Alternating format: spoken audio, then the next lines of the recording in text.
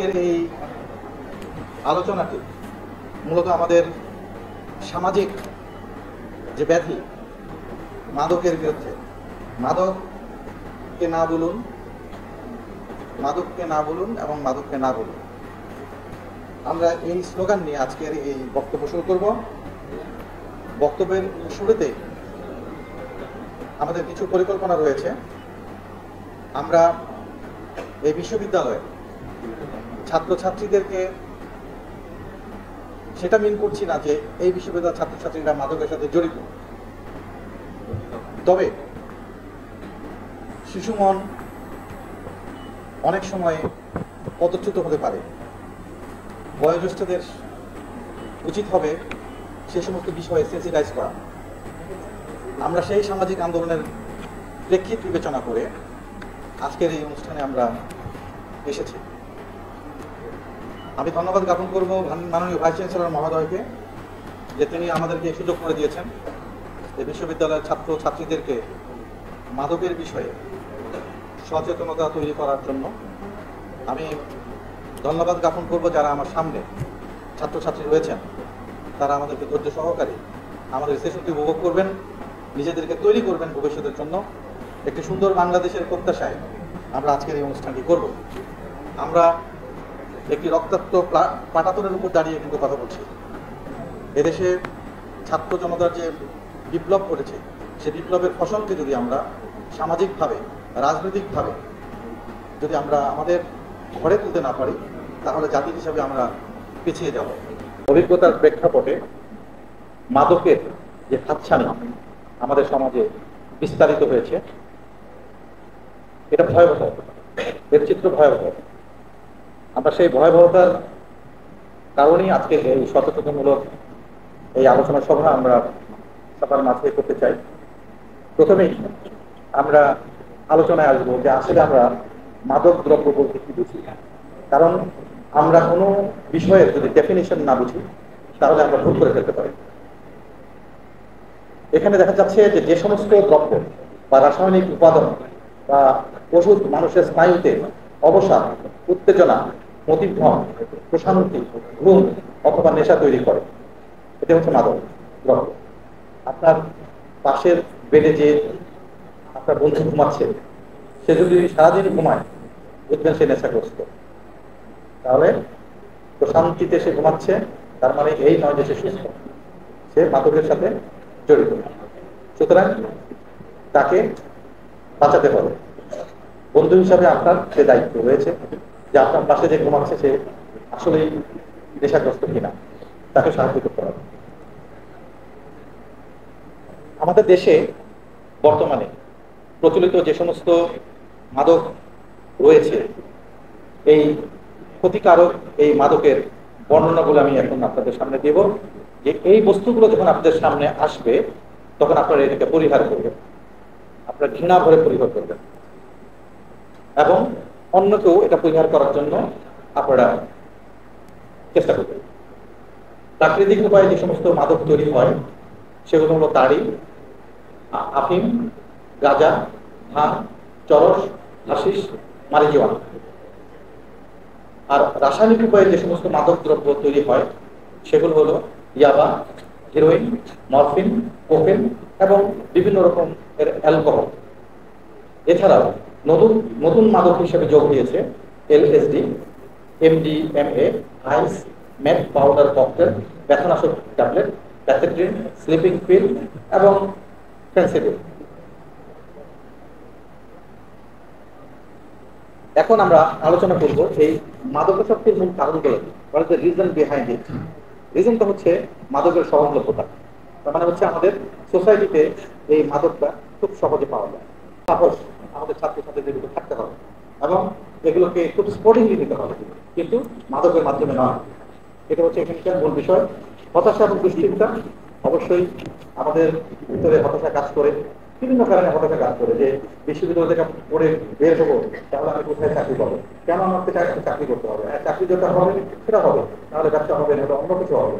পৃথিবীর মানুষ কখনো কেউ এই হতাশায় পড়ে যদি কেউ যদি এর ভিতরে ডুবে যায়, তাহলে তার ভিতরে এই মাদকাসক্তির একটি ভয়াবহ একটি অবস্থা বা ব্যবস্থার একটি চিহ্ন আমরা দেখতে পাই। নিছক আনন্দ ও কৌতূহল, এটা হচ্ছে ইউনিভার্সিটি স্টুডেন্টের জন্য সবচেয়ে ইম্পর্টেন্ট। যে এক বন্ধু আসলো, এটা খা, একবার খা, দেখ কেমন লাগে, তাই না? কেমন লাগে, ও একবার পেলো, ভালোই লাগে। ভয়াবহ শারীরিক যে বিপর্যয়, এই বিপর্যয় সম্পর্কে আমরা জানলাম। অতএব আমাদের ভিতরে একটি সচেতনতার সৃষ্টি হবে। আমি আশা করব যে আমরা মাদককে সবসময় অ্যাভয়েড করবো, না বলবো। আমাদের সঙ্গী যারা আছে তাদেরকে আমরা সেখান থেকে ফিরে আসার জন্য উদ্বুদ্ধ করব। আমি দুটি ঘটনা বলবো। এটা হলো আজকের সকালের ঘটনা। আমার পরিবারের একজন খুব ঘনিষ্ঠ, কিছুদিন আগে তাদের বিয়ে হয়েছে, দুজনেই ডাক্তার। তারা এখন বিবাহ বিচ্ছেদ আছে। জিজ্ঞেস করলাম কেন? তার হাজবেন্ড এডিক্টেড, বাড়িতে গেলে মারধর করে, বিভিন্ন রকমের সমস্যা সৃষ্টি হচ্ছে। এই সংসার করা হাজবেন্ড ওয়াইফের পক্ষে সম্ভব না। পরিণতি কি হলো? বিবাহ বিচ্ছেদ। তাদের একটি সন্তান রয়েছে, একটি অনিশ্চিত জীবন। সুতরাং আমরা এটা চাইছি না, আমাদের এটা ভাবতে হবে। আরেকটি উদাহরণ দেই। বাংলাদেশের খুব নামি দামি একটি গ্রুপের মালিক কিছুদিন আগে সেই কোম্পানির একজন ডাইরেক্টর সাথে কথা হচ্ছিল। উনি বললেন যে ওনার এক ছেলে, 3 মেয়ে, হাজার হাজার কোটি টাকার মালিক। ছেলে নাই, কি হয়েছে? মারা গেছে। কেন মারা গেল? Liver cirrhosis. ও, তার মানে কি উনি মাদকাসক্ত ছিলেন?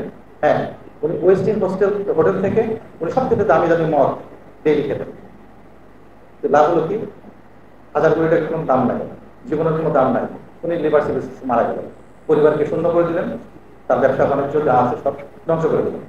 অতএব মাদককে এখনই না বলতে হবে, নো টাইম। আমরা এদেশের মানুষ, এদেশের জনগণ, আমরা এদেশকে ভালোবাসি এবং ভালোবাসি এই কারণে যে আমরা 1971 সালে আমরা একটি রক্তাক্ত মুক্তিযুদ্ধের মাধ্যমে এই বাংলাদেশকে আমরা অর্জন করেছি। এটা আমাদের অর্জন।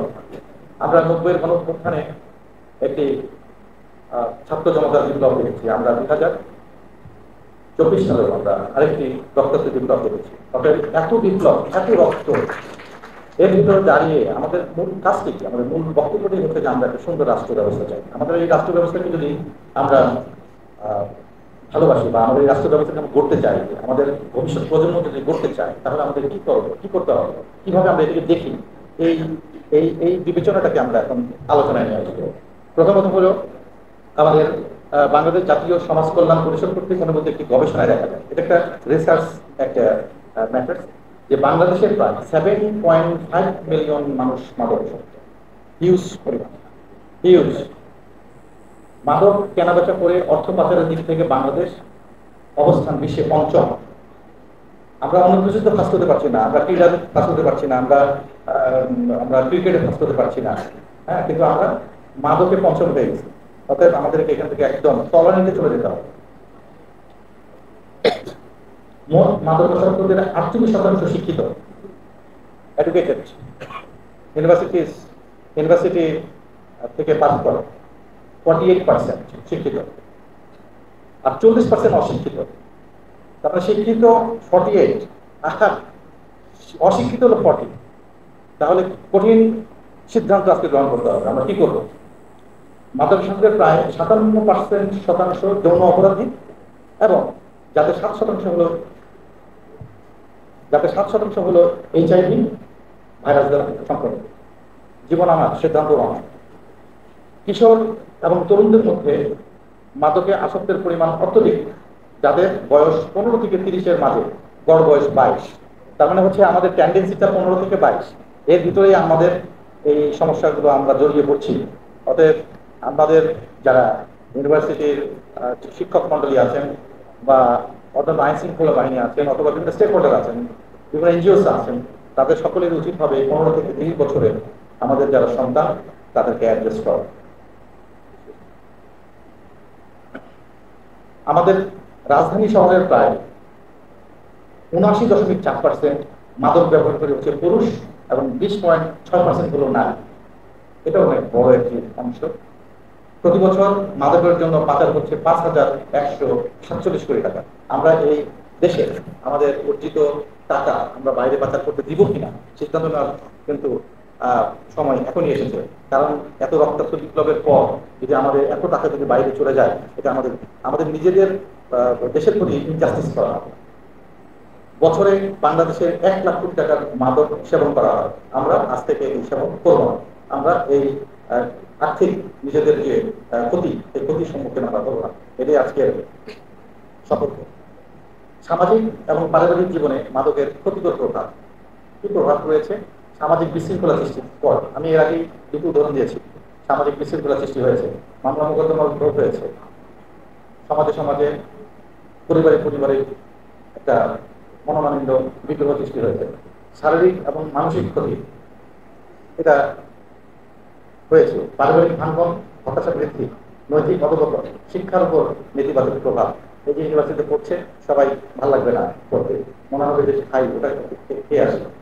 তবে আমাদের এই সামাজিক এবং পারিবারিক যে প্রভাব রয়েছে এই মাদকের, এটাকে আমাদেরকে বুঝতে হবে, আত্মস্থ হতে হবে এবং নিজের ভিতরে ঢুকিয়ে তারপরে আমাদেরকে মাদককে না বলতে হবে। আমরা এখন সমাজে কিভাবে এই মাদকের প্রভাবের ফলে একটি করুণ পরিণতি বয়ে আন, আমরা সেটা একটা সচেতন দেখব, তাহলে আমরা বুঝতে পারবো, নিজেদেরকে প্রস্তুত করতে পারবো যে আমরা এটা করব কি করব না। আজকের শপথ এখান থেকে শুরু করবো। আমরা আজ থেকেই আমরা এই বিষয়গুলোকে আমরা অ্যাভয়েড করবো, না বলবো।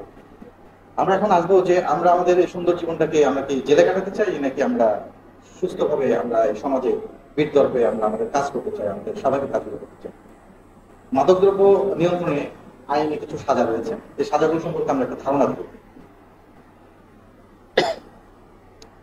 2018 সালের এই মাদকদ্রব্য নিয়ন্ত্রণ আইন, এই আইন অনুযায়ী মাদক সেবন এবং গ্রহণের সর্বোচ্চ শাস্তি হচ্ছে মৃত্যুদণ্ড। মাদকের নাম হচ্ছে ইয়াবা, সীসা, কোকেন, হেরোইন, প্যাথেড্রিন, গাঁজা, ক্রিস্টাল ম্যাথ ইত্যাদি। এখানে পরিমাণ বলা আছে 5 গ্রাম থেকে 25 গ্রামের বেশি। বিভিন্ন মেয়াদে সাজা দেওয়া আছে।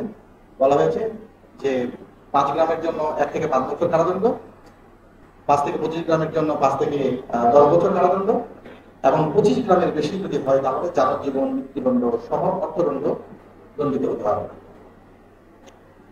চোলাই মদ, বিয়ার, ফেন্সিডিল, অন্যান্য তরল জাতীয় মাদক ইত্যাদি, এগুলো 200 গ্রাম থেকে 400 মিলিগ্রাম পর্যন্ত যদি কারো কাছে পাওয়া যায় তাহলে অনূর্ধ্ব 5 বছর, 10 বছর মৃত্যুদণ্ড দণ্ডিত হতে হবে। সুতরাং সিদ্ধান্ত নিতে হবে এখনই যে আমরা মাদক পরিবহন করবো না, মাদকের ব্যবসা করবো না, মাদক গ্রহণ করবো না। অতএব মাদককে আমাদেরকে এখনই না বলতে হবে। আর ডোপ টেস্টে যদি কেউ পজিটিভ হয় 15 বছরের কারাদণ্ড এবং অর্থদণ্ড হবে। এবং সবচেয়ে ইম্পর্টেন্ট বিষয় হলো যে এখন বিভিন্ন সরকারি চাকরিগুলোতে স্টুডেন্টরা যখন তাদের মাস্টার্স শেষ করে বা গ্রাজুয়েশন শেষ করে যখন তারা পরীক্ষা দিতে যাবে, তখন মেডিকেল পরীক্ষায় কিন্তু ডোপ টেস্ট হবে।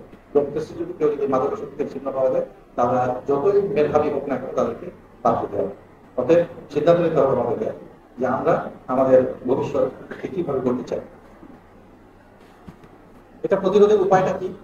The system, the technique, how to protect ইট, এটা হচ্ছে সন্তানের প্রতি নজরদারি। আমাদের অভিভাবকেরও দায়িত্ব রয়েছে, সন্তানরা কোথায় যায়, কি করছে, কার সাথে মেশে। মাদকের ক্ষতিকর দিক সম্পর্কে শিক্ষা। আজকে আমরা যে সেশনটা করলাম, এই সেশনের ফলে আমরা কিন্তু সচেতন হলাম যে মাদকের ক্ষতিকর দিকগুলো কি কি। সামাজিক ক্ষতিকর, নিজের দেহের ক্ষতিকর, আমাদের সম্মানের ক্ষতিকর, সবকিছু, রাষ্ট্রের ক্ষতি, সবকিছু মিলিয়ে একটা ক্ষতিকর। সুস্থ পরিবেশ তৈরি করা, বিকল্প কার্যক্রমে উৎসাহিত করা, নৈতিক শিক্ষা, মাদকাসক্তির ক্ষেত্রে সহায়তা না করা, এটা আমরা সহজেই করতে পারি। মাদক প্রতিরোধে সামাজিক ভূমিকা, গণসচেতনতার বৃদ্ধি, সহায়তা ও পুনর্বাসন, মাদক সরবরাহ নিয়ন্ত্রণ। আমরা এই সমস্ত উপায়ে সাধারণত আমরা মাদক প্রতিরোধ করতে পারি। তবে আমরা এত কিছুতে যাব না, আমরা মাদকের ধারে কাছেও থাকবো না, মাদককে আমরা না বলবো। এটি হচ্ছে আমাদের আজকের শিক্ষাপত্র। মাদক প্রতিরোধে জনগণ এবং আমাদের পুলিশের ভূমিকা। যেহেতু পুলিশকে এই মাদক নিয়ে ডিল করতে হয় এবং পুলিশকে এই বিষয়টা নিয়ে তাদেরকে আইনের বিভিন্ন প্রক্রিয়ার মধ্যে যেতে হয়, অতএব এখানে জনগণ পুলিশের যে ভূমিকা রয়েছে ভূমিকাটাকে যদি আমরা আত্মস্থ করতে পারি তাহলে আমরা মাদকের যে ভয়াবহতা এখানে আমরা রক্ষা পেতে পারি। মাদক ব্যবসায় জড়িত স্পটগুলোর তথ্য সংশ্লিষ্ট বিট অফিসার নিকটবর্তী থানাকে অবহিত করতে হবে। আপনারা যারা এখানে আছেন আপনাদের প্রত্যেকটি ইউনিয়নে একটি করে বিট অফিসার রয়েছে, অর্থাৎ সংশ্লিষ্ট থানার একজন অফিসার নিয়োগপ্রাপ্ত রয়েছে, তার ফোন নম্বরও আপনারা ওয়াইডলি জানতে পারবেন। এই সমস্ত জড়িত স্পটগুলোতে যে সমস্ত বিট অফিসার থাকবে তাদেরকে আপনারা ইনফর্ম করবেন যে এখানে মাদকের বিজনেস চলছে বা এখানে এই ধরনের ঘটনা গ্রহণ। যে সকল স্থানে নেশার আড্ডা বসে সেসব স্থানের তথ্য সংশ্লিষ্ট বিট অফিসার বা নিকটবর্তী থানাকে জানাতে হবে। আড্ডা সন্ধ্যার পরে আড্ডা বসে, এরকম আড্ডা যদি কারো নলেজে থাকে তাহলে অবশ্যই সংশ্লিষ্ট থানাকে অবহিত করলে এই বিষয়গুলো অ্যাড্রেস করার সুবিধা হবে। এলাকায় চিহ্নিত মাদক ব্যবসায়ী ও মাদক সেবীদের গতিবিধি সম্পর্কে বিট অফিসার অবলিক নিকটবর্তী থানাকে অবহিত করতে হবে। মাদক প্রতিরোধ বিষয়ক সকল কার্যক্রমে পুলিশকে সহায়তা করতে হবে। কৃষক গ্যাং দূরত্ব দেখা দিলে সে সংক্রান্ত তথ্য দিতে হবে। আর স্পেশালি আমি আরেকটা সাজেশন দেব যে এই বিশ্ববিদ্যালয়ে আমরা আজকে যে সেশন করলাম আমরা হয়তো এই সেশনটি আবার কবে করতে পারবো আমরা জানি না, কারণ এই রেঞ্জে আমরা 4টি জেলা প্রত্যেকটি শিক্ষা প্রতিষ্ঠানে আমাদের এই বার্তা নিয়ে আমরা যেতে চাই। আমরা কথা বলতে চাই স্টুডেন্টদের সাথে, রাষ্ট্র গঠনে তাদের যে ভূমিকা সেই ভূমিকার কথা স্মরণ করিয়ে দিতে চাই। তো আমি আশা করব যে এই বিশ্ববিদ্যালয়ের কর্তৃপক্ষ মাননীয় ভাইস চ্যান্সেলর থেকে নিয়ে যারা রয়েছেন তারা সবাই এই বিষয়ে আপনারা সুদৃষ্টি দেবেন এবং খুব অ্যাটেনশন দেবেন যাতে আমাদের এই বিশ্ববিদ্যালয়ের ছাত্রছাত্রীরা যাতে মাদক থেকে সবভাবেই যেন বিরত থাকে।